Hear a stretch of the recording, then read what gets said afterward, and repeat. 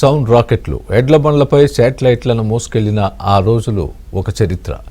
విక్రమ్ సారాభాయ్, సతీష్ ధావన్, అబ్దుల్ కలాం వంటి మహామహులు వేసిన అడుగులు నేడు ఇస్రోను ప్రపంచ దేశాల సరసన సగర్వంగా నిలబెట్టాయి. ఆ విజయ పరంపరలో ఇప్పుడు మరో మైలురాయికి సమయం ఆసన్నమైంది. ఇస్రో చరిత్రలోనే అత్యంత భారీ బాహుబలి రాకెట్ నింగిలోకి దూసుకు వెళ్లనుంది.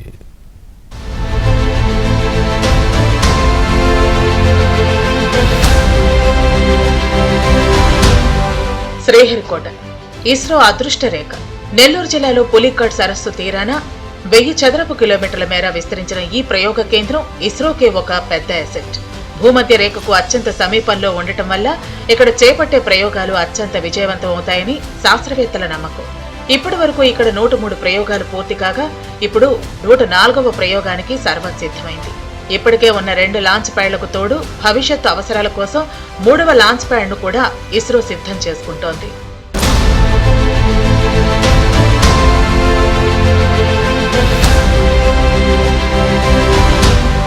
సౌండ్ రాకెట్లు SLV, SSLV, ASLV, PSLV, GSLV, GSLV mark 3, LVM-3 ఇలా అతి తక్కువ బరువుండే శాటిలైట్ల నుంచి ఇస్రోకి పిఎస్ఎల్వి రాకెట్లు గెలుపు గుర్రాలు.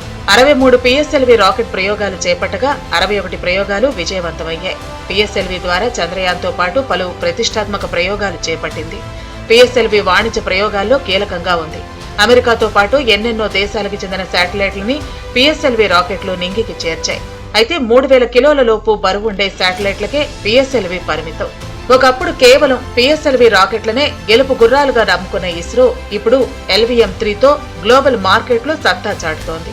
గతంలో భారీ ఉపగ్రహాల కోసం ఫ్రెంచ్ గయానాపై ఆధారపడే మనం ఇప్పుడు స్వదేశీ క్రయోజెనిక్ టెక్నాలజీతో 6 నుంచి 8000 కిలోల బరువును కూడా సునాయాసంగా మోసుకెళ్తున్నాం.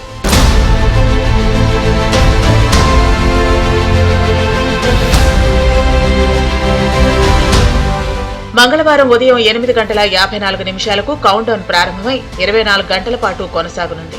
ఈ నెల 24న అంటే బుధవారం ప్రయోగించబోయే LVM-3 M6 రాకెట్ ఎత్తు 43.5 మీటర్లు కాగా దీని బరువు ఏకంగా 6400 టన్నులు.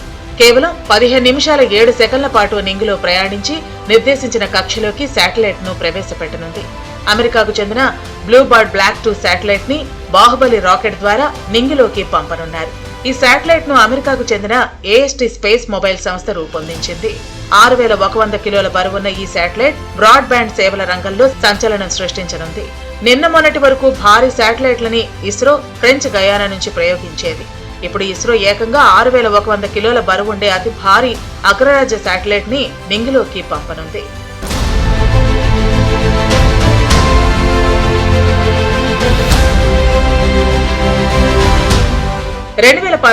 ప్రధాని మోదీ బాధ్యతలు చేపట్టాక ఇస్రో రూపురేఖలు మారిపోయాయి. బడ్జెట్ ను 1500 కోట్ల నుంచి 3500 కోట్లకు పెంచడమే కాకుండా శాస్త్రవేత్తల్లో నూతనోత్సాహాన్ని నింపారు. గగనయాన్ వంటి ప్రతిష్టాత్మక ప్రాజెక్టులతో పాటు ఇప్పుడు పూర్తిస్థాయి వాణిజ్య ప్రయోగాలతో ఇస్రో లాభాల బాట పట్టింది.